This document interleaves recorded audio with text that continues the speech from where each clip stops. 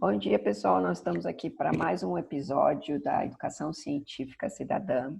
E hoje nós temos aqui participando conosco o professor Ramiro Gideão, professor de Biologia, e ele vai explicar para a gente vai aprender um pouquinho hoje sobre o vírus, e também depois a gente vai discutir como é que isso é ensinado nas escolas, em que momento aparecem esses conteúdos, e aproveitar a experiência que ele tem como professor de biologia para a gente impactar a escola com o problema recente que a gente tem vivido, e um problema contextual, real, que é a pandemia do coronavírus. Bom dia, Miro, tudo bom? Bom dia, Kátia, tudo bem? Gostaria de agradecer a oportunidade e espero que eu possa estar contribuindo com o pessoal de casa com as informações a respeito dessa parte tão importante da biologia e da educação, que é a educação em saúde, que vem cada vez mais mostrando sua relevância primária nos processos de ensino básico do nosso país e do mundo, né? Sim, com certeza. A compreensão do que são esses microscópicos agentes, né, ou nanoscópicos, eu acho que, né, de tão pequenos que são, é importantíssimo hoje para a gente ter um enfrentamento dessa pandemia de uma forma mais qualificada, né? Isso, perfeito. Então, bora lá, conte para a gente. Bom, Kátia, então hoje o que eu preparei para a gente conversar é uma breve introdução sobre o vírus, sobre o histórico dos vírus, né, desse grupo patogênico e, por conseguinte, comentarmos sobre o coronavírus, que é o vírus que está em evidência atualmente, aspectos principais, como classificação, quadro clínico, diagnóstico e profilaxia. Perfeito. Bom, é, então, os vírus, né, um breve histórico desse grupo. É, a gente pode falar de micro-organismos sem arremeter a Redi e a Pasteur, porque não são os que estão aqui no slide, tá? É só uma breve lembrança, porque são eles lá atrás os precursores dos experimentos que vão provar a existência de micro-organismos. Então, após o experimento de Redi e definitivamente após o experimento de Pasteur, o experimento do bico de cisne lá, a gente tem a queda da biogênese, que era a teoria da geração espontânea, que era aceita e discutida cientificamente na época, lá em torno do século XVI, século XVII.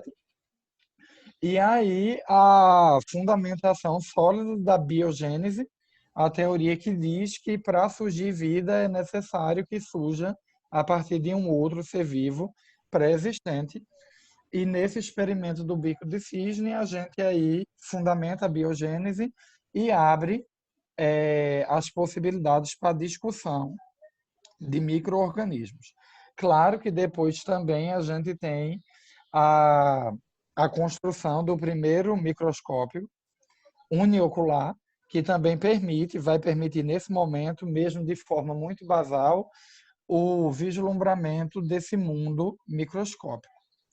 Falando especificamente do vírus, já que a gente está falando de um grupo de indivíduos muito pequenos, menor do que as bactérias,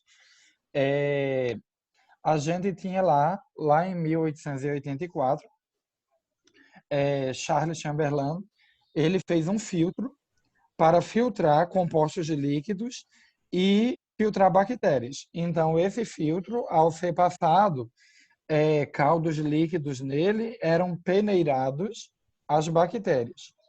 Só que, mesmo utilizando esse filtro, Adolf Meyer, lá em 1886, ele utilizou esse método para filtrar sumo das folhas de tabaco e, ao reaplicar na planta, eles viram que as plantas ainda continuavam a adoecer, ainda continuavam com a doença do tabaco.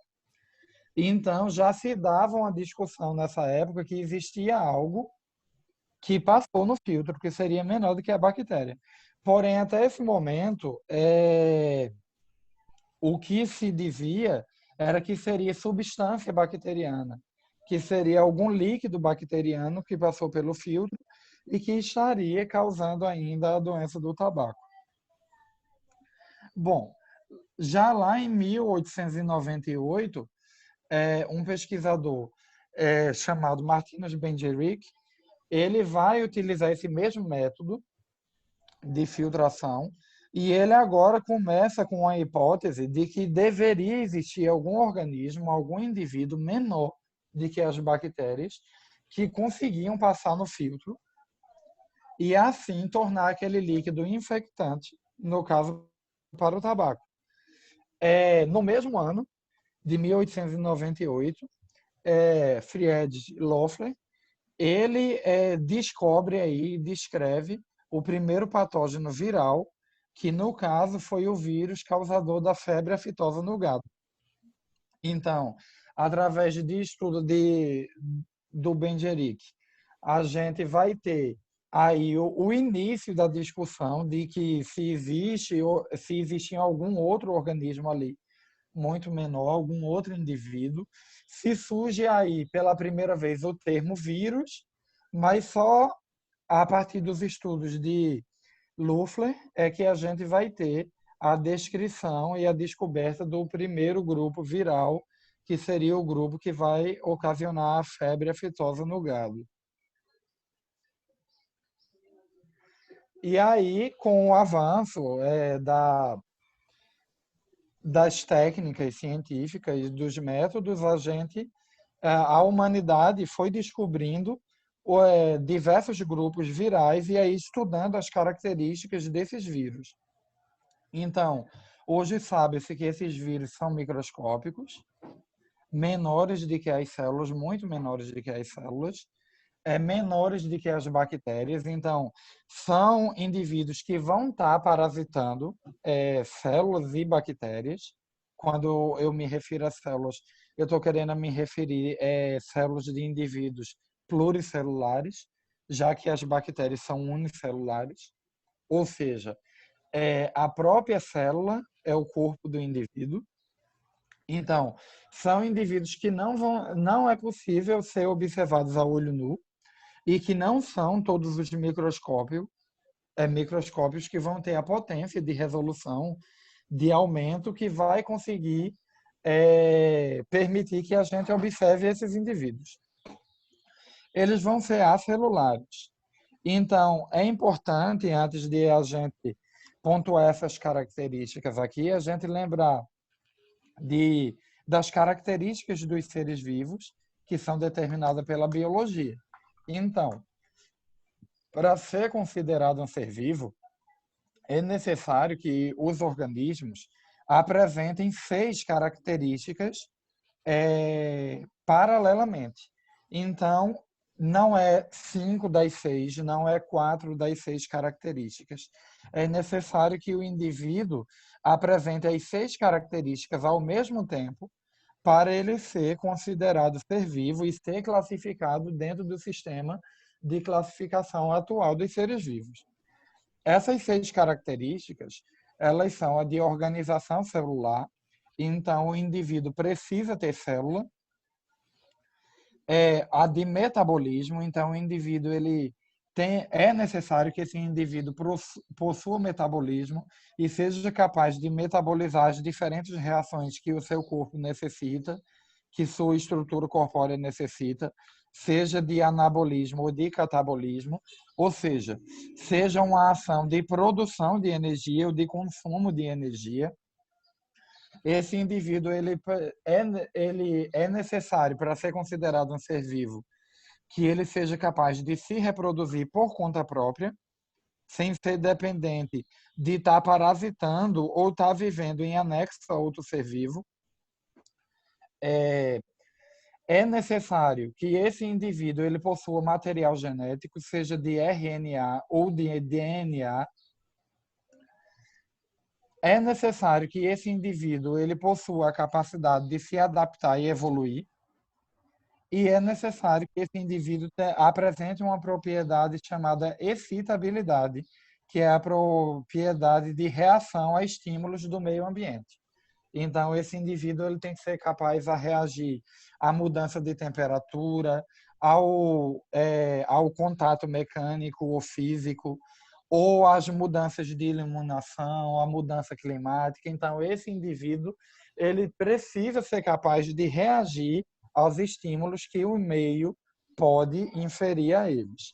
Então, para ser considerado um ser vivo, os indivíduos têm que apresentar essas 6 características simultaneamente. Os vírus, eles não estão classificados atualmente na classificação moderna dos seres vivos. A gente tinha até recentemente a classificação em reinos, nos 5 reinos, que são eles o reino protista, o reino monera, o reino fungi, o reino planta e o reino animalia, e o vírus ele não pertencia a nenhum desses 5 reinos, e atualmente a gente tem os seres vivos sendo organizados em domínios, em 3 domínios. E o vírus, novamente, ele não aparece em nenhum desses domínios. Então, a maioria dos estudiosos e a maioria da literatura e das produções da literatura que são mais aceitas ou que são mais populares na comunidade científica de ensino básico e de ensino acadêmico, os autores chegam a um consenso de que os vírus não seriam um ser vivo, porque eles não apresentam a totalidade de propriedades, de características para ser um ser vivo. Mas isso, assim como tudo na ciência, não é uma verdade absoluta, uma vez que os vírus vão apresentar uma parcialidade dessas características, como a gente vai discutir a partir de agora. Então, a gente viu que esses vírus são microscópicos, mas que eles são acelulares. Então, na biologia, quando o A vem antes de um termo, ele é um sufixo de negação. Ele está negando a presença de. Então, acelular quer dizer que não existe célula.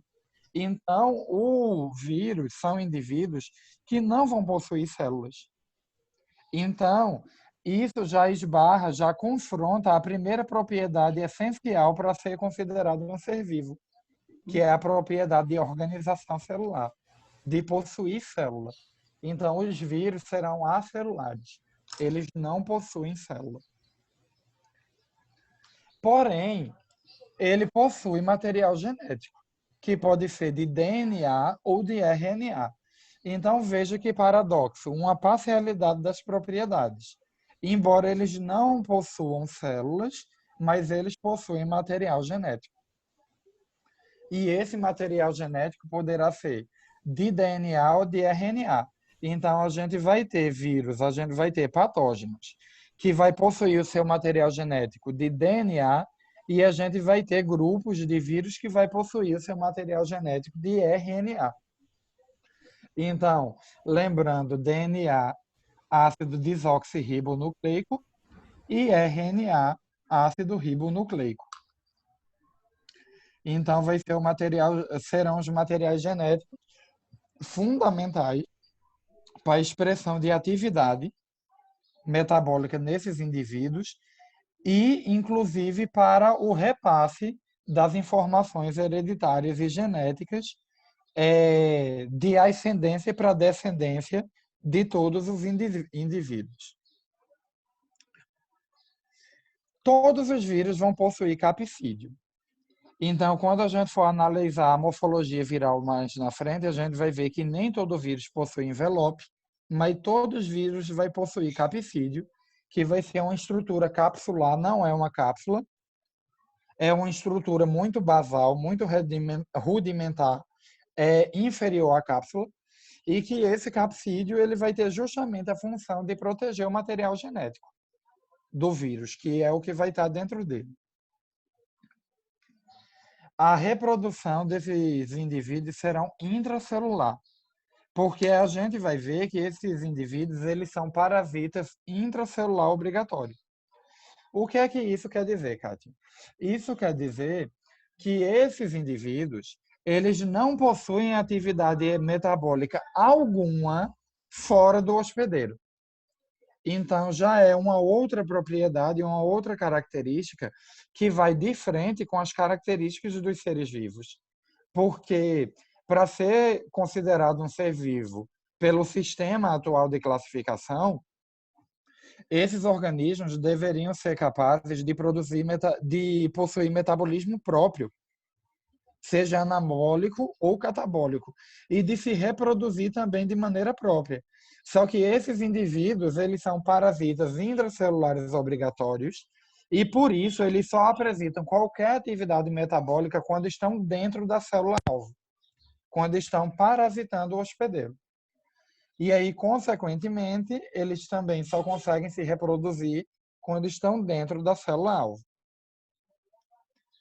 Porém, aí, em paralelo às características dos seres vivos, eles conseguem, sim, sofrer evolução e adaptação, consequentemente, mutação nesse material genético.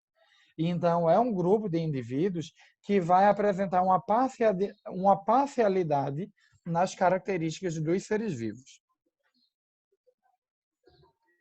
E isso vai permitir com que esses vírus sejam divergentes dos seres vivos, consequentemente das bactérias, já que as bactérias, sim, são seres vivos, segundo o sistema atual de classificação dos seres vivos.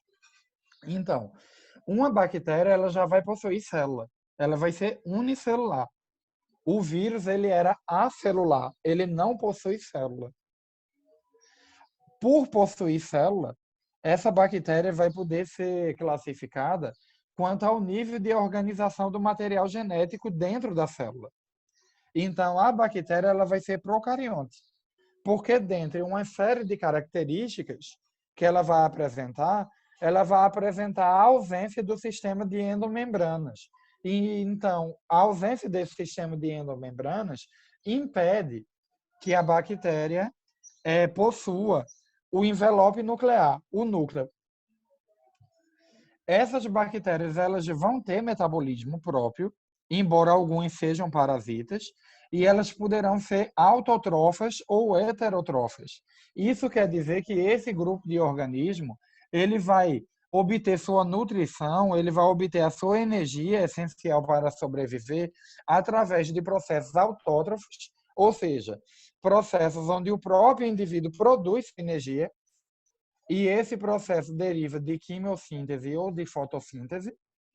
Então, esses indivíduos vão se aproveitar de energia luminosa e de outros extratos para produzir sua própria energia e assim converter carbono da forma inorgânica para a forma orgânica, que é o fundamental, ou eles podem ser heterótrofos, ou seja, são indivíduos que, para produzir energia, eles precisam adquirir o carbono já na forma orgânica. Então, eles precisam se alimentar de outros seres vivos e aí, dentro dessa bactéria, fazer reações metabólicas que vai produzir a sua energia.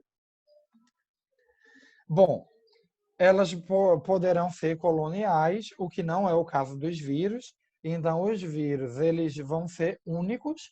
Já as bactérias, embora unicelulares, elas podem se agrupar em colônias. As bactérias também serão microscópicas e elas vão poder ser encontradas no solo, no ar, na água e no nosso organismo, no organismo de animais e plantas. Os vírus também podem ser encontrados nesses tipos de substrato. O que muda é que a bactéria, por possuir metabolismo próprio, por ser um ser vivo, ela vai poder ser encontrada nesses substratos, solo, ar, água e afins, já ativa, já funcionando. Os vírus, eles não vão apresentar atividade fora da célula-alvo, fora do hospedeiro. Então, o vírus ele não vem nadando, rastejando ou voando e infecta a gente. Ele está inativo, no substrato, seja qual for o substrato, e acidentalmente a gente veicula ele para o nosso organismo. E aí, ao entrar em contato com a célula-alvo específica, ele vai para o mecanismo de englobamento da célula, ele vai ter contato com o interior da célula, ou até por outros mecanismos, e aí ele vai se ativar e começar seu metabolismo e sua reprodução e nutrição normalmente. E aqui a gente pode observar uma estrutura básica de um vírus, tá? Então, todo vírus, ele vai ter basicamente duas estruturas. O material genético internamente, que pode ser de DNA ou de RNA, como já tinha sido discutido anteriormente, e o envelope, e o capsídeo, perdão.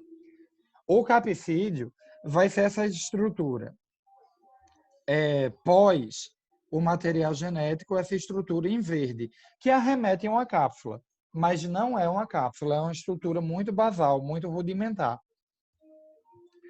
Alguns vírus mais evoluídos, mais completos, podemos dizer assim, entre aspas, eles vão apresentar, fora o capsídeo, uma outra membrana denominada envelope. Essa membrana, denominada envelope, ela é de natureza lipoproteica. Quer dizer que essa membrana ela é constituída por uma bicamada fosfolipídica.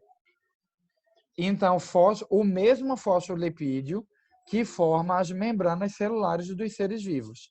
E uma bicamada, porque se a gente olhar essa imagem desse envelope de perto, a gente vai ver que a gente tem uma camada fosfolipídica mais externa e uma camada fosfolipídica mais interna. Esse tipo de configuração de estrutura morfológica está extremamente relacionado com a natureza do fosfolipídio, já que o fosfolipídio ele vai produzir uma cabeça hidrofílica, ou seja, uma cabeça que tem afinidade com a água, com o meio aquoso, e uma cauda hidrofóbica, uma cauda que não tem afinidade, que tem medo de água, podemos dizer assim.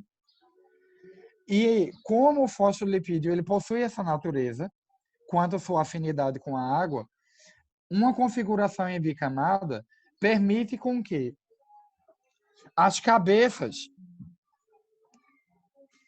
hidrofílicas se voltem para o meio externo, que seria o meio que poderia ter contato com sangue ou com a água ou qualquer outro fluido que é rico em água. E sua camada mais interna também, a cabeça voltada para o interior, porque o interior sempre tem organoides, organelas ou estruturas que estão dispersas dentro de um fluido que é gelatinoso ou líquido e, consequentemente, rico em água. E as suas caudas estarão voltadas para o meio dessa estrutura membranosa ou de envelope, porque vai ser o meio mais protegido de um ambiente aquoso. Inserido nesse envelope, nessa bicamada fosfolipídica, a gente vai ter proteínas. Então, por isso que o envelope é lipoproteico, proteínas de associação. Essas proteínas de associação são importantíssimas para o vírus e são um dos fatores de virulência viral. Porque essas proteínas, elas vão se vir dentro de um sistema de chave e fechadura, que vão se acoplar a receptores de membrana nas células-alvo dos hospedeiros e vai fazer com que a célula identifique, muitas vezes, que aquele vírus era uma substância ou uma estrutura essencial para se ter dentro da célula. E aí ela permite a entrada.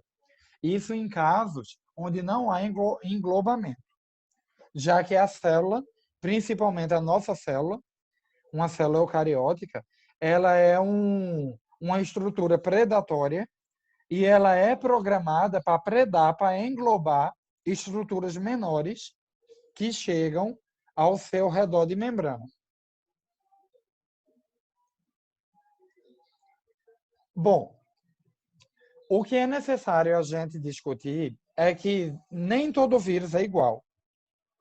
Existe uma infinidade de vírus que vão ser diferentes quanto a formato, quanto a tamanho, e essas diferenças de formato e tamanho está intimamente ligada à célula-alvo, ou seja, já é o resultado da evolução e adaptação do vírus para melhor parasitar o hospedeiro, tá? E que um vírus ele é extremamente seletivo, extremamente seletivo. Um vírus ele não vai parasitar qualquer coisa e qualquer organismo. Então, cada tipo de vírus ele vai parasitar um hospedeiro em uma célula-alvo específica. Então, vírus de influenza e vírus da gripe, como o adenovírus, são vírus que se especializaram especificamente em parasitar células do trato respiratório. Então, dificilmente a gente vai encontrar esses vírus parasitando de forma ativa outros tipos de célula. E isso vai se repetir para vírus que vai parasitar vegetais, fungos, bactérias, protozoários e animais. Então, os vírus serão altamente específicos. Eles evoluíram e se adaptaram daquela maneira para parasitar só aquele tipo de organismo.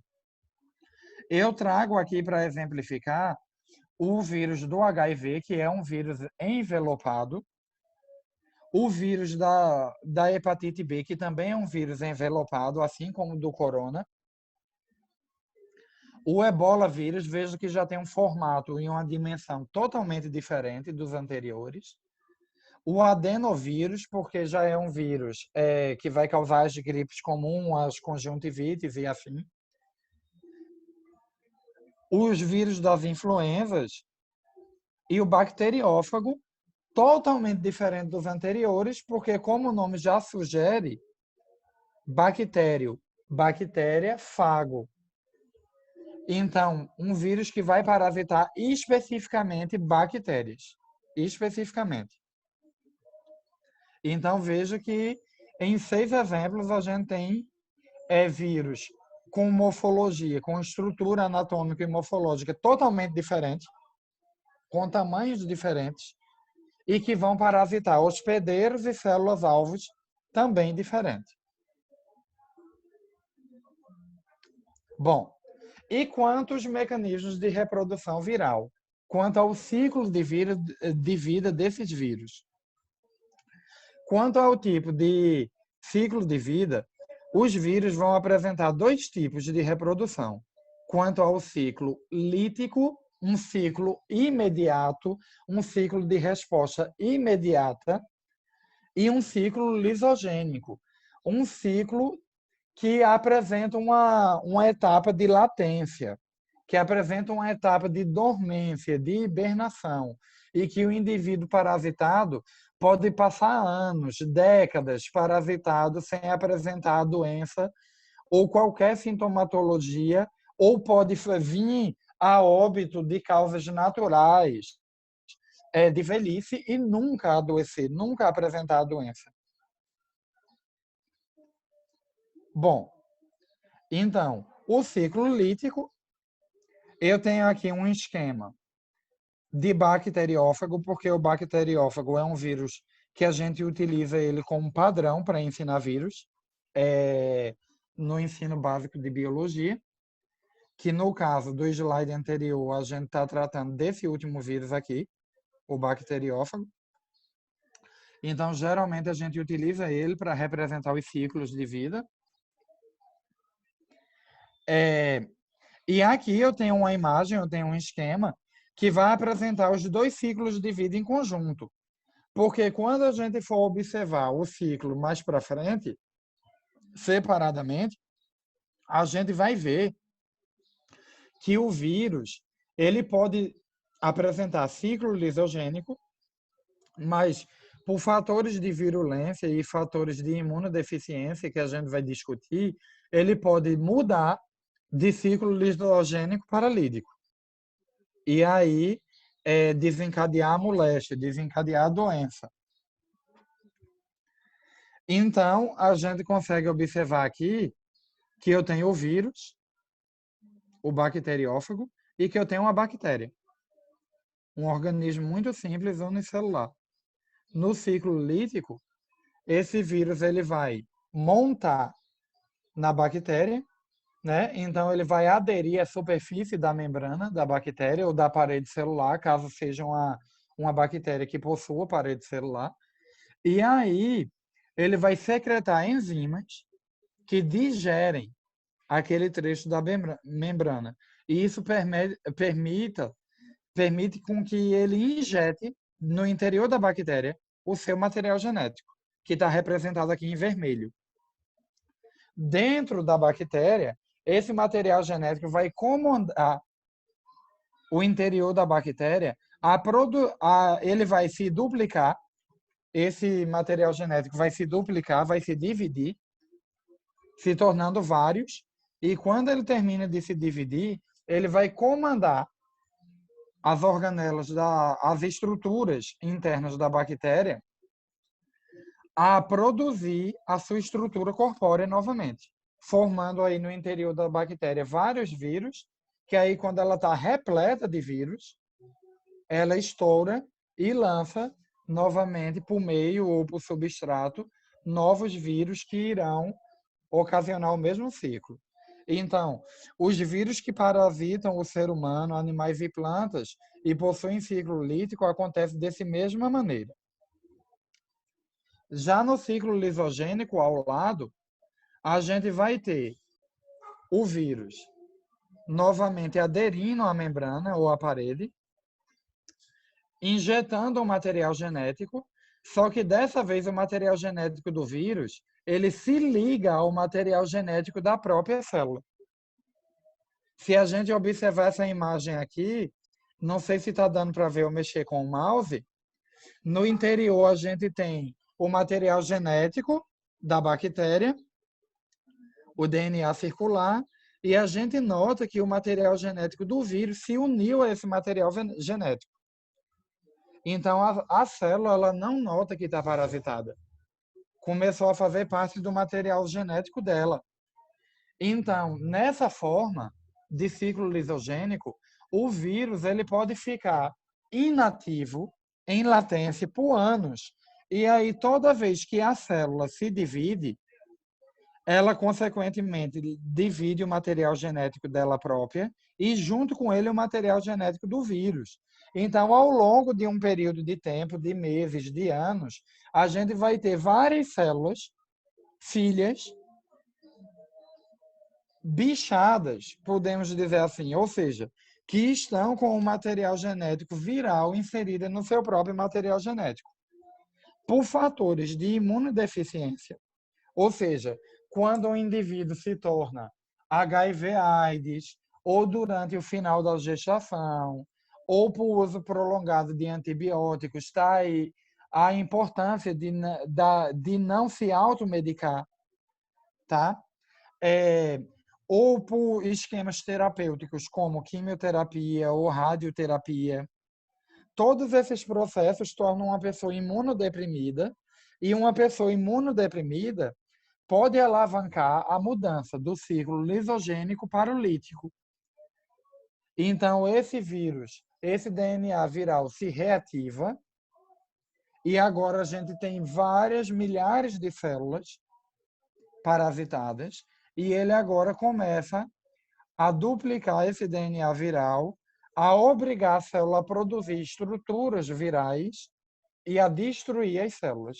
Então, a doença, o quadro de patogenia, o quadro de doença, de moléstia, nada mais é do que a destruição da célula-alvo ao final do ciclo reprodutivo. Então, ao final do ciclo reprodutivo, o vírus destruiu a célula-alvo que ele estava parasitando.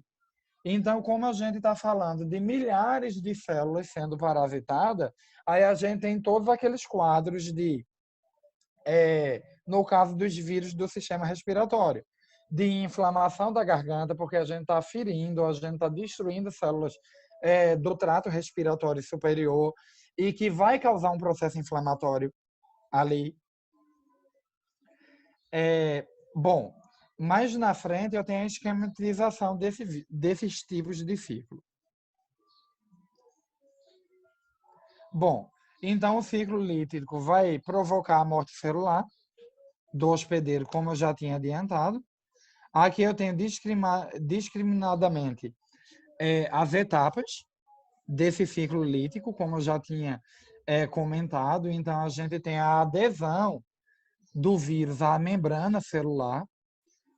Em seguida, ele corrói a membrana através de enzimas e injeta no interior dessa célula o seu material genético, aqui em vermelho. Esse material genético ele vai se dividir e, após se dividir, ele vai comandar a célula-alvo a produzir novas estruturas virais que, após estarem prontas, vão destruir a célula e vão parasitar novas células. Então, essas doenças, os sintomas dela acontecem imediatamente. Vírus que se reproduz com o ciclo do tipo lítico, os sintomas vão acontecer de forma imediata. Então, a gente tem aí as gripes, a gente tem aí o sarampo, a gente tem aí as influenzas, a gente tem aí o corona.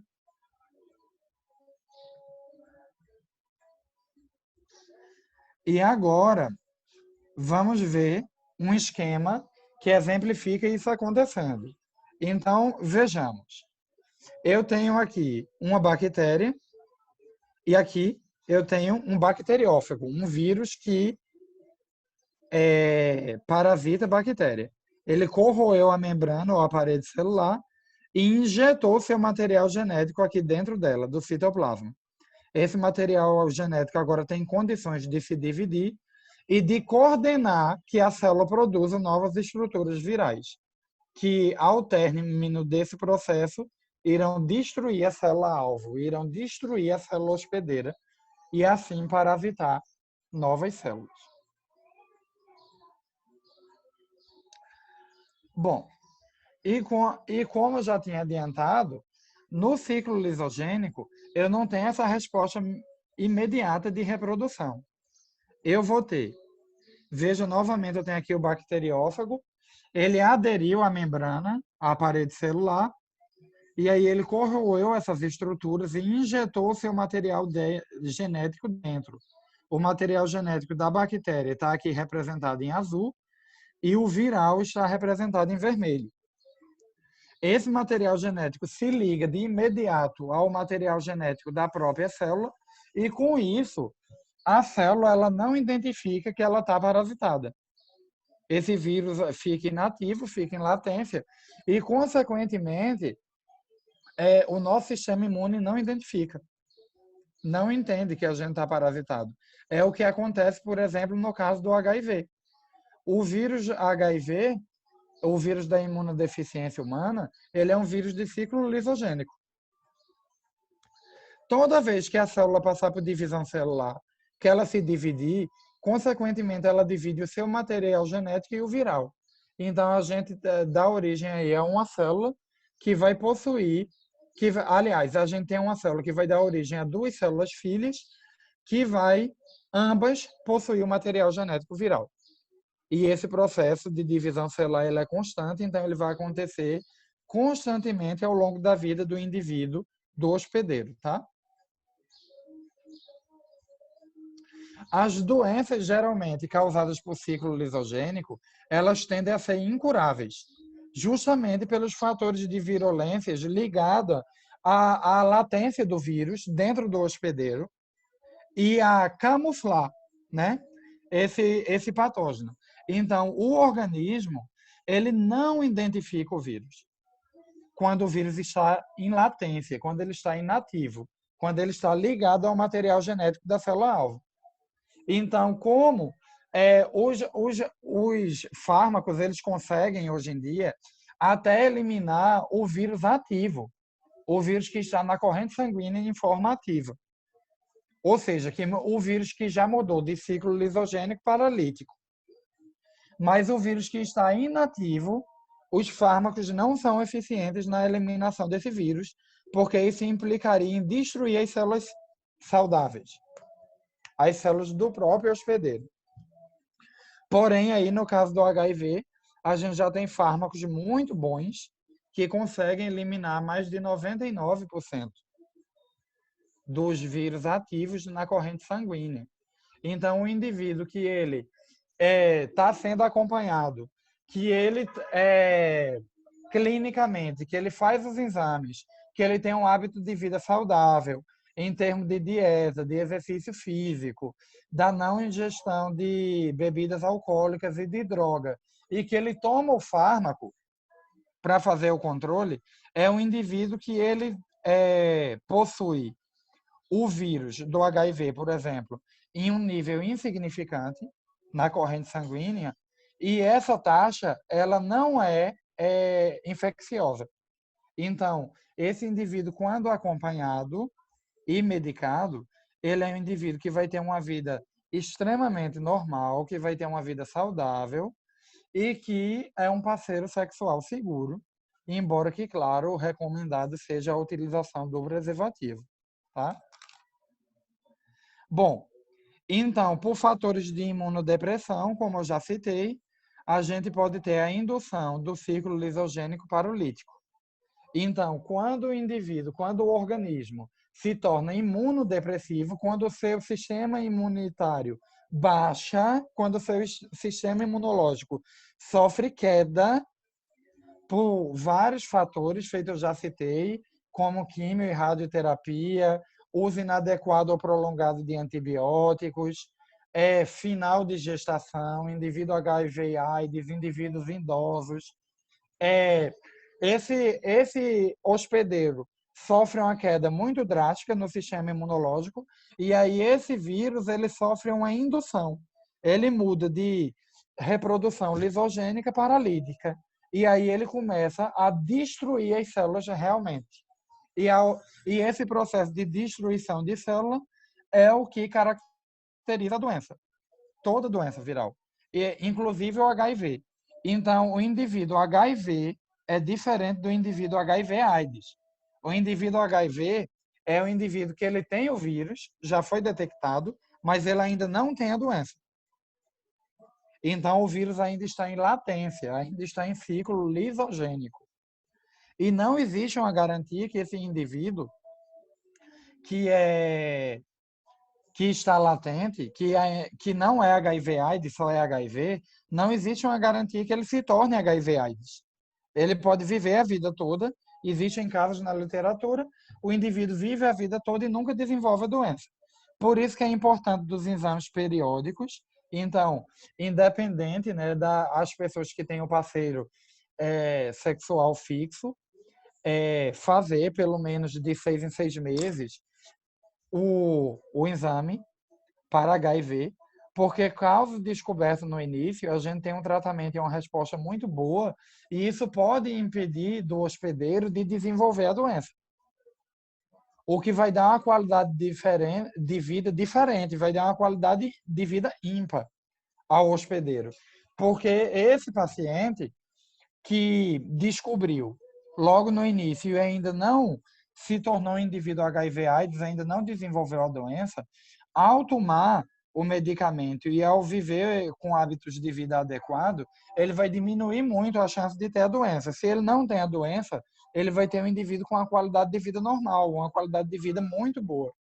Então, é de suma importância que as pessoas, que os nossos alunos, que os professores no processo de escolarização e da educação em saúde entenda que não é legal a automedicação e que é essencial, além dos mecanismos de prevenção, os exames periódicos. Os exames periódicos são essenciais. Bom, e aqui eu tenho um vídeo do ciclo lisogênico acontecendo. Então, aqui eu tenho um bacteriófago e bem maior eu tenho uma bactéria. Esse vídeo está em proporção e aí a gente tem esse bacteriófago aderindo à membrana e injetando o material genético dele nessa bactéria. esse material genético se ligou ao material genético da bactéria e agora, toda vez que ela se divide, ela divide o material genético dela e do vírus, dando origem a novas células parasitadas. Em um momento de imunodepressão, o vírus se muda de ciclo lisogênico palítico, divide o material genético, faz a célula produzir novas estruturas virais e destrói a célula. E isso vai acontecer constantemente dentro de um ciclo.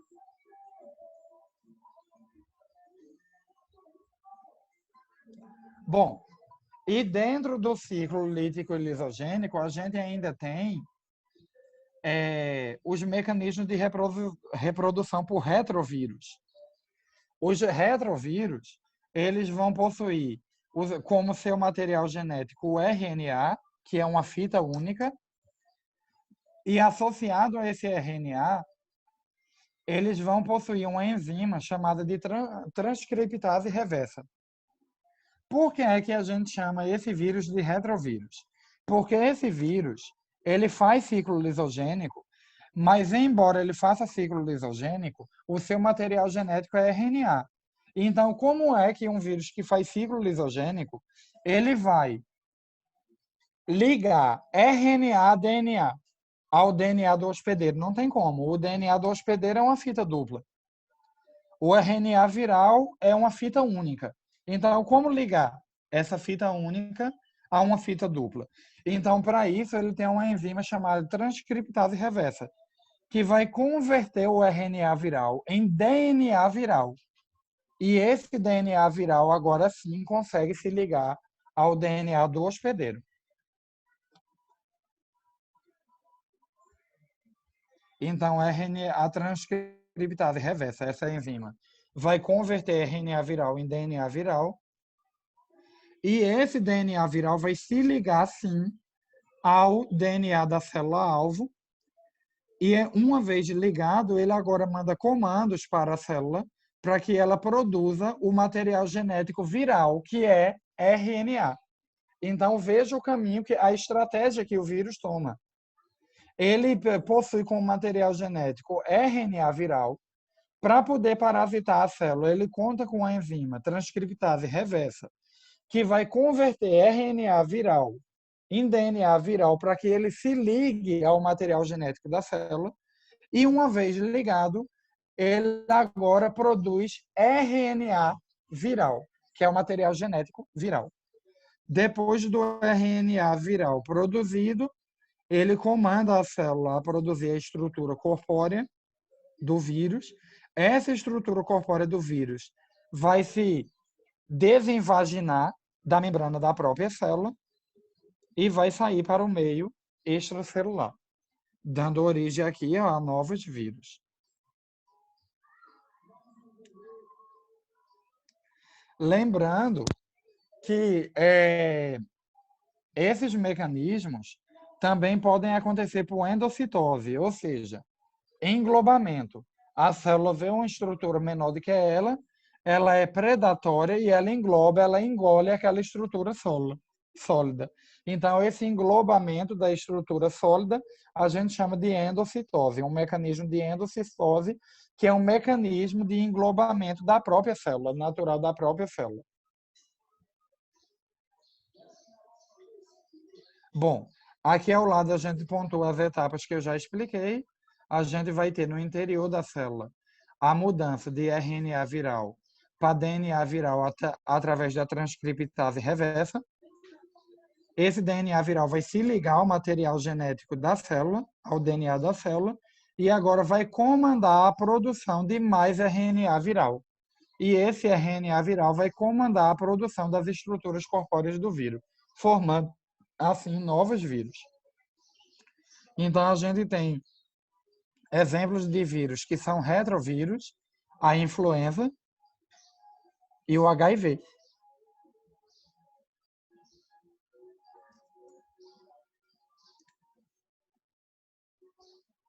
Bom, então, a gente tem aqui, né, em um esquema divertido, que a gente teria o vírus, só que o retrovírus ele tem um as na manga a mais, que ele vai ter a enzima transcriptase reversa, que vai fazer com que ele altere o RNA viral para DNA viral para produzir dentro da célula mais RNA viral.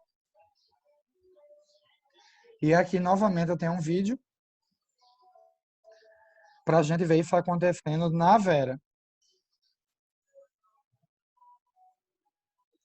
Então, eu tenho o vírus chegando aqui. Vejo que é um vírus envelopado, com envelope lipoproteico, um vírus coroado também, né, com essa estrutura de coroa, que lembra o corona, né?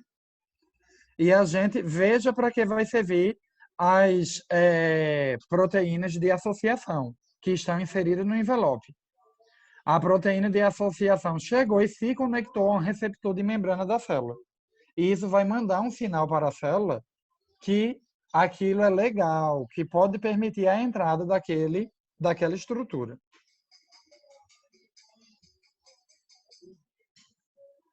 E aí ele despeja dentro da célula o seu material genético, que é um RNA viral. Associado a ele, a gente tem a enzima transcriptase reversa, que agora começa a converter RNA viral em DNA viral. Esse DNA agora vai entrar no núcleo da célula e vai se ligar ao DNA da própria célula. E agora vai produzir o material genético do vírus, RNA viral. O RNA viral sai do núcleo e comanda a célula a produzir novas estruturas virais, estruturas que formam o corpo do vírus, que vão para a membrana, vão desinvaginar e vai formar, envolver o material genético e formar um novo vírus. Como é um ciclo, isso acontece constantemente no organismo parasitado.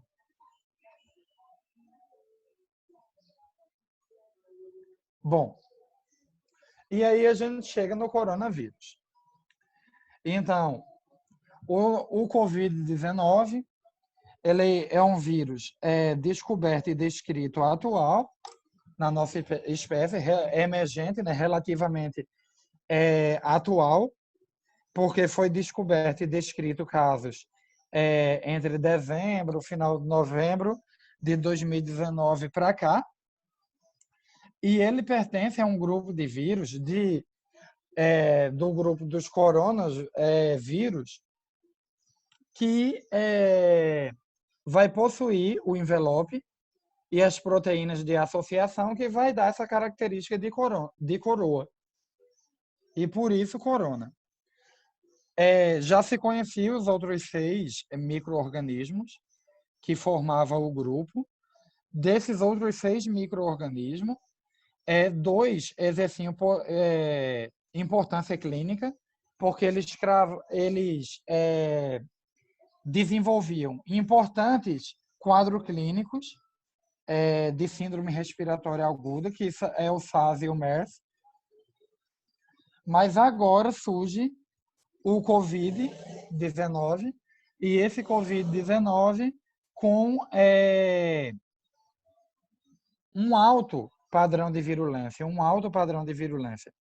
Então, padrão de virulência, lembrando lá da microbiologia, então, a capacidade que um patógeno tem de infecção, de causar infecção e de desencadear quadro clínico.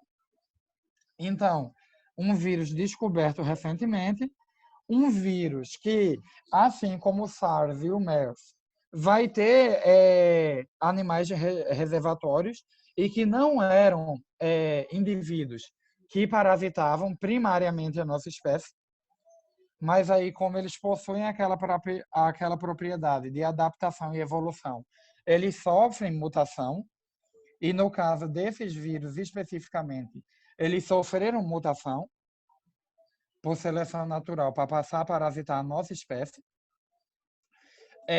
E quanto à classificação dos vírus, como os vírus eles não fazem parte do sistema de classificação dos seres vivos, como a gente já tinha conversado, eles vão possuir um sistema de classificação próprio, que em vez de começar de reino, começa da categoria taxonômica de ordem. Então, o coronavírus, Covid-19, novo coronavírus, ele vai pertencer à família, à ordem, perdão, Nidoviralis e à família Coronaviridae, a família dos coronavírus, onde é descoberto e descrito atualmente, a gente vai ter ele e mais 6. Então, são 7 coronas descobertos e descritos atualmente. A subfamília que vai pertencer ao Covid-19 é a subfamília Orthocoronaviridae. E o gênero que ele vai pertencer é o beta-coronavirine. E a espécie vai ser a 2019 nCoV. Então, esse vai ser o grupo taxonômico onde o coronavírus vai se encaixar automaticamente. Então, um grupo taxonômico importante que possui animais reservatórios doméstico e silvestre. Então, a gente está tratando de organismos que são reservatório, mas que a gente tem contato e que a gente pode vir a ter contato no dia a dia, e que aí pode vir a acontecer o acidente e a contaminação, caso esses organismos sofram mutação para parasitar a nossa espécie. Então, como exemplo de reservatório, para esses 3 grupos de importância clínica, que vai ser o SARS, o MERS e o COVID-19, a gente pode destacar primariamente os camelos, o gado, então os bovinos, os felinos. Então, constantemente o povo fala o gato, mas é bom lembrar que não é só o gato doméstico, são os felinos, então é toda a família Felidae. Claro que a nível de interação mais popular, o reservatório, que as pessoas vão ter maior contato, vai ser de fato o Felis catus, ou o gato doméstico, mas essa característica de reservatório ela não pertence exclusivamente a Felis catus, ao gato doméstico. Ela pertence à família desses organismos, que é a família Felidae. Então, todos os felinos vão apresentar essa característica de ser reservatório. E aí, de importância e de grande exposição atual, Kátia, a gente tem os morcegos, né, os quirópteros e megaquirópteros, tá? Só que é importante a gente destacar por que é que a gente tem aqui hoje essa imagem fofinha dos morcegos, né? Primeiro que são animais muito bonitinhos, realmente, e que são animais fundamentais, tanto para a nossa espécie como para o meio ambiente, tá? Então, é importante que a gente se aproprie da informação, construa o nosso conhecimento e leve ela para a vida. Não fique feito a gente vive agora na atualidade. A gente tem aí, na uma década, a informação científica, o acesso à informação científica e a tecnologia, ela deu uma grande guinada. As pessoas passaram a ter grande acesso a essas tecnologias, só que, em paralelo, não houve um avanço significativo na alfabetização científica desses indivíduos. Então, os indivíduos eles precisam, claro, ser letrados, ser alfabetizados na língua materna, ser alfabetizados matematicamente, mas é essencial que eles sejam alfabetizados cientificamente. E o quadro que a gente tem nacional e mundial hoje é justamente um reflexo, infelizmente, de uma grande massa que não é alfabetizada cientificamente. Ramiro, você está chamando as pessoas de analfabeto, não é por aí. O que eu estou me referindo é que, ao ter acesso, ao ter contato com algo novo e com possibilidades, eu preciso estar preparado, e isso eu não me refiro a mexer, a manusear a ferramenta. Eu preciso ter uma série de pré-requisitos que me levem até um filtro para saber se aquela informação tem lógica, se ela tem sentido, qual a fonte, onde eu posso aplicar aquela informação no meu dia a dia, porque a informação é isso. a informação ela é disponibilizada para a construção de conhecimento e aplicação no dia a dia das pessoas. É de fundamental importância que as pessoas saibam fazer isso. Então, a nossa situação política, econômica e agora, consequentemente, do Covid-19, ela grita esse problema da alfabetização científica, porque ela demonstra, e isso, os estudos mostram isso, uma grande massa que começou a ter acesso à tecnologia, né, aos smartphones, aos tablets, só que eram pessoas que ainda não estavam preparadas cientificamente para obter aquela informação, no sentido de receber a informação e fazer com que aquela informação passe por um processo de triagem, para que ela possa tanto se apropriar daquela informação para o dia a dia, tanto para que ela possa repassar aquela informação, quanto para que ela possa se consolidar em cima de algo verídico. E não estar simplesmente compartilhando coisas errôneas, equivocadas, ou que não tem nem pé nem cabeça. Tá? Então, o morcego, ele é um organismo extremamente importante para a nossa espécie e para o meio ambiente. Eles têm essa fama de ser hematófago, de se alimentar de sangue. Mas, para você ter noção, em cerca de pouco menos de 2.000 espécies de morcegos que a gente tem no país, apenas 2 são hematófagas. Então, é um número muito expressivo, porque de quase 2.000, expressivo que eu digo para menos, né? De quase 2.000 espécies, a gente vai ter apenas 2 que vão se alimentar de sangue. Então, a chance que a gente tem de o morcego que a gente está encontrando no dia a dia, ele se alimentar de sangue é muito pequena. Muito, muito pequena, tá? Claro que não é por isso, não é porque a gente está tendo essa informação que a gente não vai ter todas as medidas de cuidado. Quando a gente vê o animal, a gente deixa o animal no lugar dele, não manuseia. Não pega, não olha, isso não existe, tá? Porque ainda é um dos principais transmissores de raiva, sim, e além de outras doenças. Então, o manuseio não é indicado realmente. Mas foi vestido uma mitologia, né, com esses animais, com o padrão de alimentação, vampirismo, e enfim. E aí esses animais foram demonizados. Só que a maioria desses animais são insetívoros, nectívoros, frutívoros. Então, esses animais são importantíssimos, porque um animal que ele é frutífero, e que ele é frutífero noturno, principalmente, ele vai ter uma importância ímpar na disseminação das sementes de todas as espécies de angiospermas. E quem são as angiospermas, Ramiro? É a esmagadora maioria das plantas que servem de alimento para o ser humano. Então, a gente pode citar aí o feijão, a soja, o grão de bico, o arroz, todas as frutas, entre outros, né? São angiospermas. Calma, eu também não estou querendo dizer que aí é o morcego que está se alimentando delas. Não necessariamente isso. O que eu quero dizer é que eles se alimentam de frutas, uma parte da população de morcegos se alimentam de frutas, e foi fruto com semente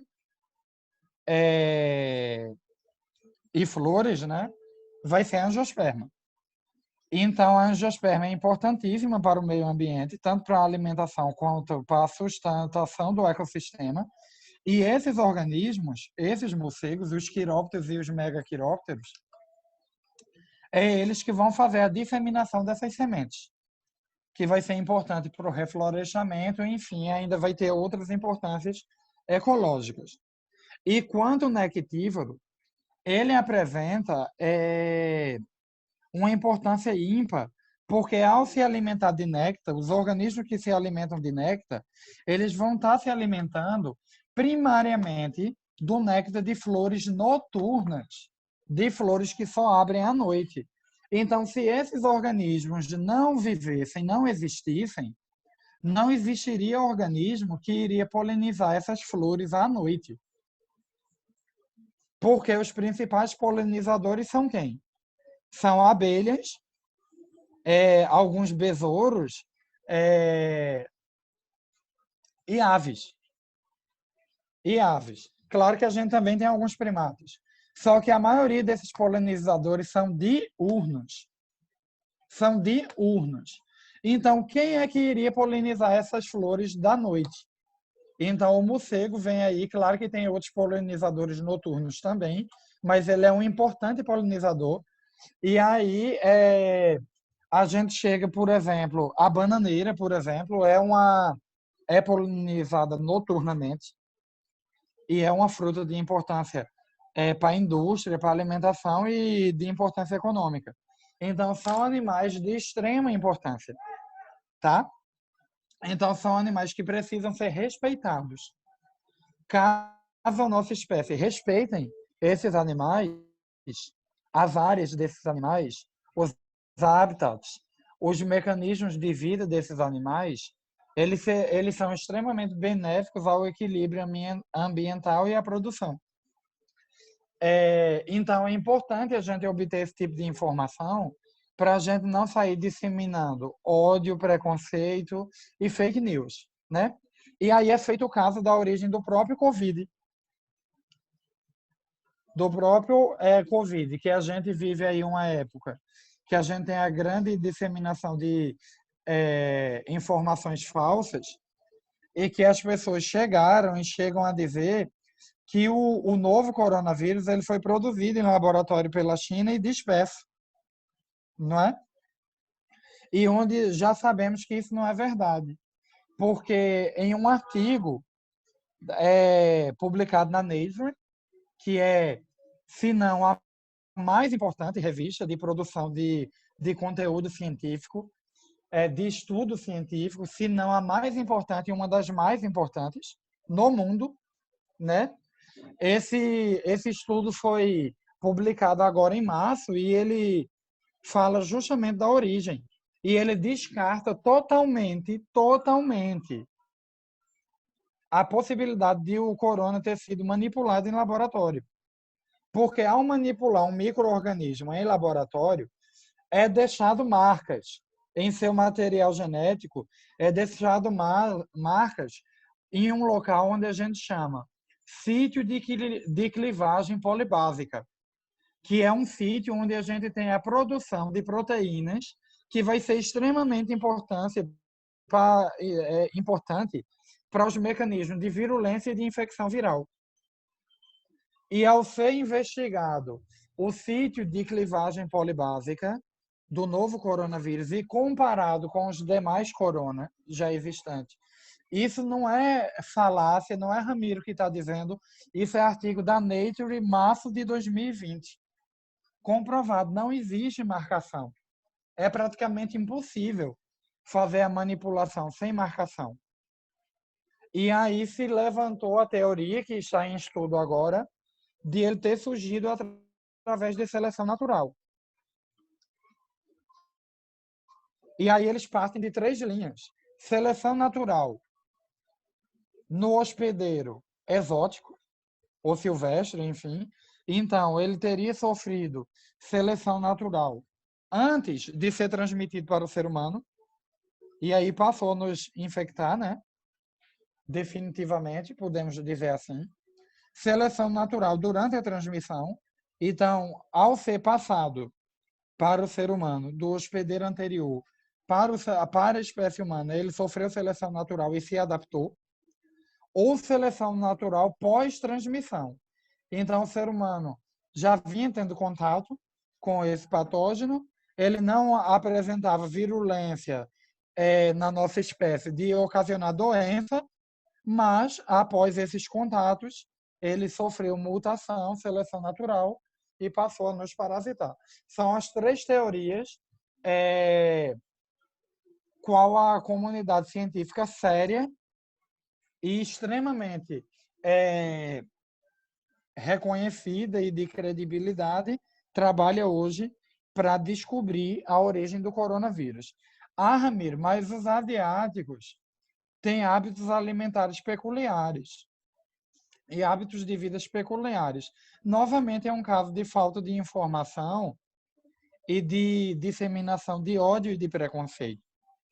As regionalidades e as pluralidades existem dentro do nosso próprio país e são extremamente divergentes ao longo do globo, e isso arremete à origem da nossa espécie no planeta e disseminação da nossa espécie do planeta.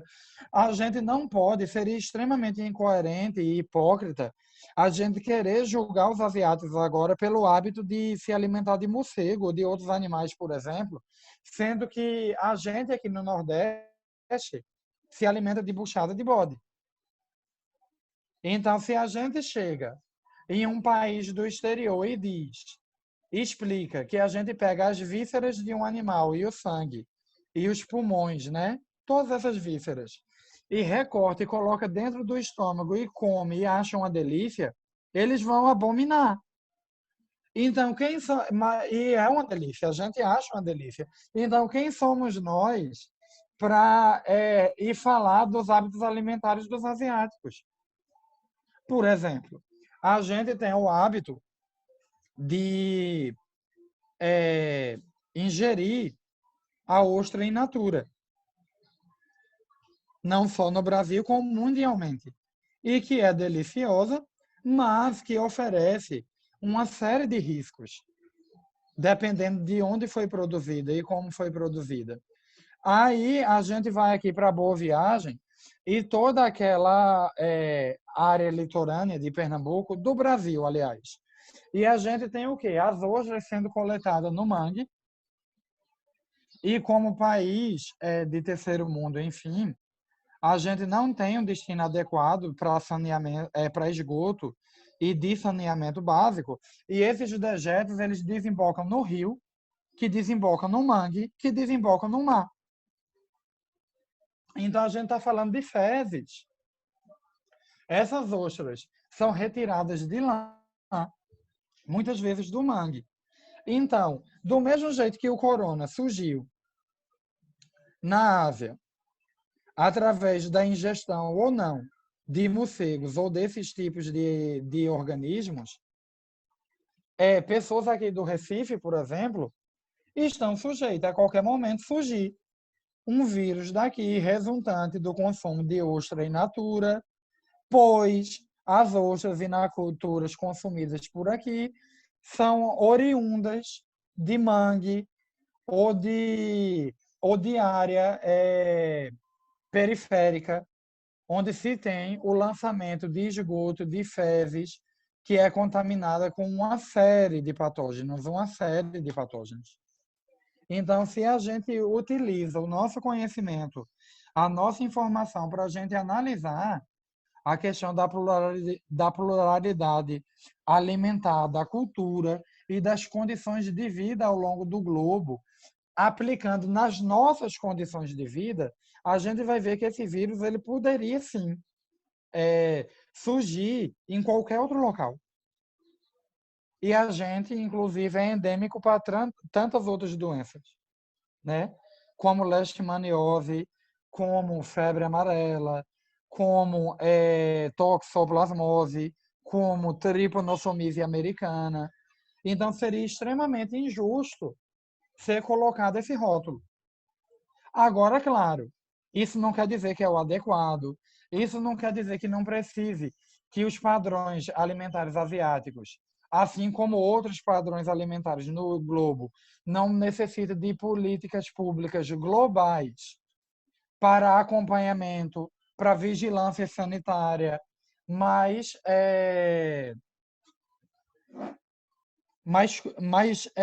rígida, acompanhada mais de perto, né? Então, a gente tem esses animais aqui se vindo de reservatório, que pode estar transmitindo para o homem, mas não vamos demonizar os animais, não vamos escolher organismos para gostar ou não, ou para matar, ou para acabar com animais. Vamos desmistificar os morcegos, tá? E aprender a viver, de fato, de forma sustentável com esses organismos.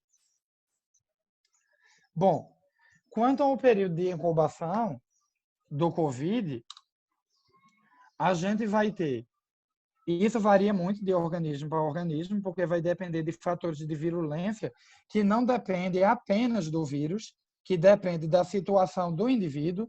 Então, se esse indivíduo é homem, se ele é mulher, se ele está imunodepressivo, se ele é obeso, se ele é um indivíduo desnutrido, se não está tendo uma alimentação adequada, se ele é idoso, se ele é recém-nascido, se ele é gestante. Então, claro que vai ter os padrões de virulência do vírus, mas vai ter também do hospedeiro. Então, isso vai variar muito. Mas a literatura atual, retirada do protocolo de manejo clínico para o novo coronavírus mais atual do Ministério da Saúde, um livro, inclusive, que eu indico, saiu na forma de livro e saiu de forma organizada, muito precisa, muito organizado, né? No caso, eu gostaria de ressaltar, né, feito pelo Ministério da Saúde / SUS, ou seja, pelo SUS, que no caso é de fato o órgão que nesse país está comprometido e voltado para a produção de fato de material científico e de pesquisa plausível e confiável.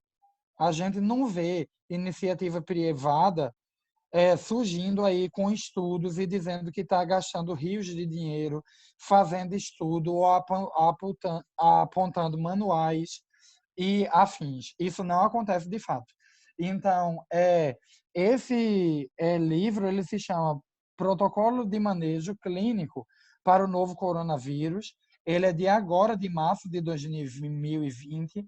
Ele é uma literatura completa a respeito de incubação, de classificação de quem é o coronavírus, de surgimento, de quadro clínico, de tratamento, de diagnóstico. Então, um material fantástico, acessível, que está na internet e que eu indico a leitura para todos que tiverem interesse. Então, como eu já tinha dito anteriormente, o período de incubação ele vai variar muito de acordo com os fatores de virulência do complexo hospedeiro-parasita, mas os estudos apontam padrões que é entre 5,2 dias, entre 5 a 12 dias e meio. Então, o indivíduo ele pode apresentar de 5 a 12 dias parasitado sem apresentar sintoma algum. Isso caso ele seja sintomático, porque ele pode ser assintomático e nunca apresentar os sintomas e ele está transmitindo da mesma maneira. Já o período de transmissibilidade é 7 dias após a sintomatologia acontecer. Então, até 7 dias após surgir os primeiros sintomas, o indivíduo parasitado está transmitindo, tá? Só que é importante ressalvar que nem todo indivíduo é sintomático. Então, ainda não está desmistificado totalmente com quantos dias que o indivíduo assintomático já começa a transmitir. Mas já sabemos que o indivíduo assintomático também transmite. Então, não necessariamente precisa aparecer sintomas para transmitir. E quanto à suscetibilidade e à imunidade? Bom, Kátia, a suscetibilidade ela é geral. Ela é geral, então todo mundo é suscetível a se infectar com o novo coronavírus, tá? Por quê, Ramiro? Porque ele é um patógeno novo, ele nunca existiu nesse planeta, na nossa espécie, tá? E nenhuma outra, na verdade. Então, quando o patógeno ele é novo, ele é inédito, os indivíduos da espécie não apresentam marcadores imunitários, não apresentam imunidade para isso. Se os indivíduos não apresentam imunidade para isso, qualquer pessoa pode pegar, tá? Ramiro, então eu tenho agora que eu vi na internet que eu tenho que tomar chá de limão, chá de alho, mel, ivermectina, hidroxicloroquina e sulfatos afins, porque isso vai me causar uma prevenção. Isso vai me prevenir. Ou seja, logo se diz que vai prevenir, quer dizer que vai causar uma imunidade. E isso é totalmente falso, isso é um absurdo. Não existem receitas, tá? Não existem receitas que vai lhe fazer, que vai fazer te impedir de pegar o corona. O que de fato vai fazer é, te impedir de pegar o corona vai ser o isolamento social, as medidas de etiqueta respiratória, acompanhadas de forma rigorosa, e, claro, o sistema imunológico em condições de homeostase, em condições de equilíbrio. E para isso acontecer, não precisa você fazer receitas mirabolantes, mesmo que sejam fitoterápicas ou caseiras. Precisa você ter hábito de vida saudável.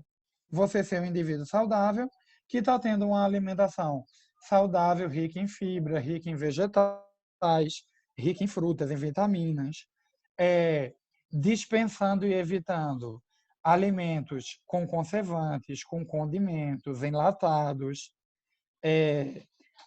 alimentos multiprocessados e industrializados.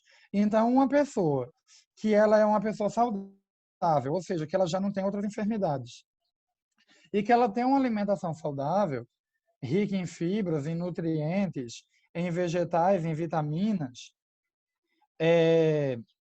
no momento, na quantidade correta, e que está fazendo alguma atividade física em casa, essa pessoa é uma pessoa saudável que vai ter o sistema imunológico em homeostase, em equilíbrio, tá?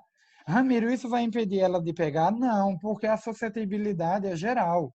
Todo mundo pode pegar, mas esse indivíduo vai ter um sistema imunológico em equilíbrio que pode doar a ele uma certa resistência. Pessoas que pegam informação na internet e passam a fazer receitas mirabolantes em casa, mesmo que seja fitoterápica, mesmo que seja de planta e vegetais, na realidade ela está contribuindo negativamente para a sua saúde. Porque essas receitas, além delas não serem comprovadas, muitas cientificamente, elas não advêm de uma receita científica de quantidade, de dosagem. Então, as pessoas passam a tomar de forma indiscriminada na medida que populares indicam, e que toda substância que ela é ingerida em excesso pelo nosso organismo, ela causa perdas.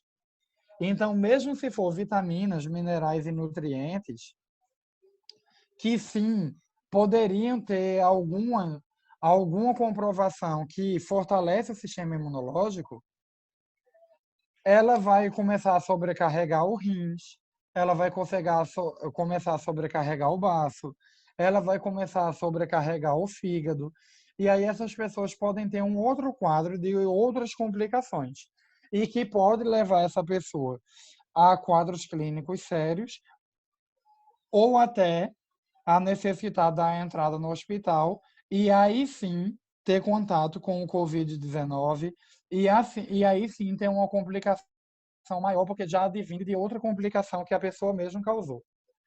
E a mesma coisa acontece para os fármacos. Os fármacos que a mídia estava aparecendo e falando nele são fármacos que estão sendo testados em pacientes já doentes e não em pacientes que nunca tiveram. Ou seja, esse método de tomar como medida profilática ou como prevenção não funciona. Não funciona. Esses fármacos, como a hidroxicloroquina, a cloroquina e a ivermectina e muitos outros que vão aparecer, são fármacos que estão sendo testados nos enfermos de Covid-19, por esses fármacos apresentarem princípios ativos que são bons em combater sintomas que a Covid apresenta. Isso não quer dizer também que vai ser bom no tratamento da Covid. para um fármaco surgir e poder ser seguro de dizer ele trata a COVID, é necessário um estudo sério. Todo estudo científico ele não é feito da noite para o dia. Não é alguém, não é um pesquisador, não é um cientista, seja local, seja nacional, seja internacional. Ele não vai dormir e acorda com aquilo na cabeça e descobre que aquilo é bom. Não funciona assim. São anos de pesquisa, são anos de dedicação e para isso precisa de investimento, precisa de financiamento para descobrir esse princípio ativo, formular esse fármaco e testar esse fármaco em grupos de interesse diferente. Isso para a idade, isso para doenças, isso para peso, isso para sexo, em quantidades diferentes, em longos períodos. Geralmente, se tem um grupo controle para isso.